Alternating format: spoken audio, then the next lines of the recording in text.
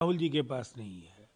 वो ज़्यादा वैदेशिक दौरों और उनके निजी कार्यक्रमों में उनकी व्यस्तताएं जिस कदर हैं, उनके लिए कांग्रेस संगठन को वक्त देने का अ, उनकी उनकी प्राथमिकता में कांग्रेस संगठन को वक्त देना नहीं है, तो मुश्किलें उनकी बढ़ रही हैं। जिस तरीके से राबड़ी देवी के बंगला खाली करने को लेकर है, उन्होंने राजद नेता उन्होंने कहा कि किसी भी कीमत पर हम खाली नहीं करेंगे बंगला। देखिए, कानून से ऊपर तो कोई नहीं है। अब अगर उन्हें नए बंगले का आवंटन हो गया है, तो फिर उन्हें जाना ही होगा और जाना चाहिए। ये पारदर्शिता और शुचिता का भी सवाल है। ये एक ऐसा सवाल है जिससे आम जनता को भी लगता है कि राबड़ी जी, तेजस्वी जी क्या केवल बंगलों के लिए सियासत करने आए हैं? आम जनता के लिए, छत के लिए, रोटी के लिए, रोजी के लिए केवल किताबी बातें करेंगे और अपने लिए जान लड़ा देंगे। अगर जरूरत हुई तो कानून को भी धता बताने के लिए तैयार हैं। ये बिहार में चलने वाला नहीं है। बिहार के मुख्यमंत्री नीतीश कुमार जी हैं। फैसलों का क्रियान्वयन कराना सरकार जानती है। जिस तरीके से बंगाल में बीएलओ की मौत हुई, उस पर मुख्यमंत्री जी ने कहा कि भाजपा हर किसी का अधिकार छीनती है। अब देखिए, वहाँ उनकी सरकार है और बीएलओ भी राज्य सरकार के ही कर्मचारी होते हैं। अगर वह मौतें हुई हैं तो इसकी वजह जांच कराना चाहिए। जांच से नतीजे आएंगे। पहले से ही किसी निष्कर्ष पर क्यों आ रही है ममता जी? बिहार में एसआईआर समय सीमा के अंदर पूरा हुआ।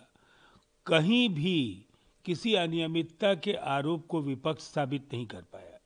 जिस दिन एसआईआर ने अपनी सूची प्रकाशित की, राहुल जी अनियमितताओं पर सवाल खड़े करने के लिए पटना आने के बजाय कोलंबिया में देखे जा रहे थे। तो ये जो इंडिया गठबंधन के नेता हैं, ये केवल सवाल खड़े करते हैं। जब आपकी सरकार है तो आप बेहतर कार्य संस्कृति क्यों नहीं बनाते हैं?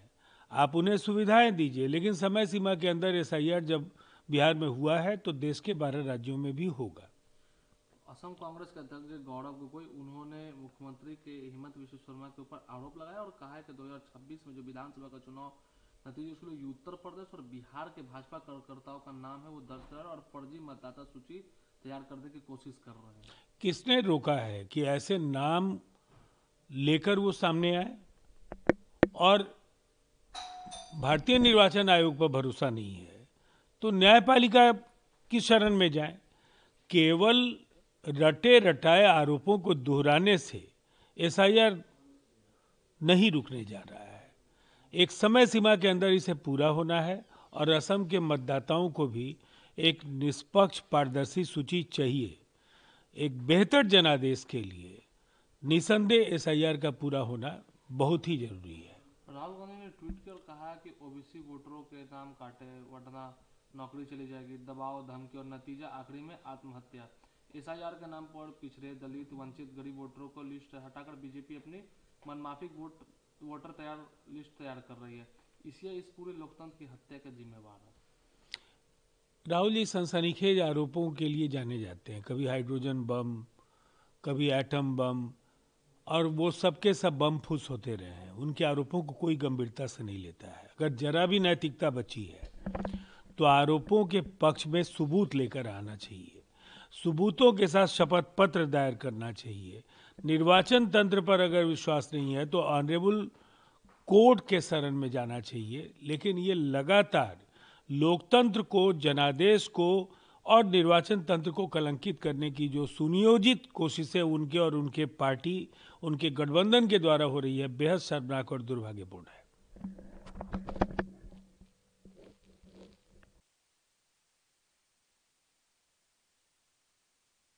राहुल जी के पास नहीं है। वो ज़्यादा वैदेशिक दौरों और उनके निजी कार्यक्रमों में उनकी व्यस्तताएं जिस कदर हैं, उनके लिए कांग्रेस संगठन को वक्त देने का अ, उनकी उनकी प्राथमिकता में कांग्रेस संगठन को वक्त देना नहीं है, तो मुश्किलें उनकी बढ़ रही हैं। जिस तरीके से राबड़ी देवी के बंगला खाली करने को लेकर है, उन्होंने राजद नेता उन्होंने कहा कि किसी भी कीमत पर हम खाली नहीं करेंगे बंगला। देखिए, कानून से ऊपर तो कोई नहीं है। अब अगर उन्हें नए बंगले का आवंटन हो गया है तो फिर उन्हें जाना ही होगा और जाना चाहिए। ये पारदर्शिता और शुचिता का भी सवाल है। ये एक ऐसा सवाल है जिससे आम जनता को भी लगता है कि राबड़ी जी, तेजस्वी जी क्या केवल बंगलों के लिए सियासत करने आए हैं? आम जनता के लिए, छत के लिए, रोटी के लिए, रोजी के लिए केवल किताबी बातें करेंगे और अपने लिए जान लड़ा देंगे, अगर जरूरत हुई तो कानून को भी धत्ता बताने के लिए तैयार हैं। ये बिहार में चलने वाला नहीं है। बिहार के मुख्यमंत्री नीतीश कुमार जी हैं, फैसलों का क्रियान्वयन कराना सरकार जानती है। जिस तरीके से बंगाल में बीएलओ की मौत हुई उस पर प्रधानमंत्री जी ने कहा कि भाजपा हर किसी का अधिकार छीनती है। अब देखिए, वहाँ उनकी सरकार है और बीएलओ भी राज्य सरकार के ही कर्मचारी होते हैं। अगर वह मौतें हुई हैं तो इसकी वजह जांच कराना चाहिए। जांच से नतीजे आएंगे। पहले से ही किसी निष्कर्ष पर क्यों आ रही है ममता जी?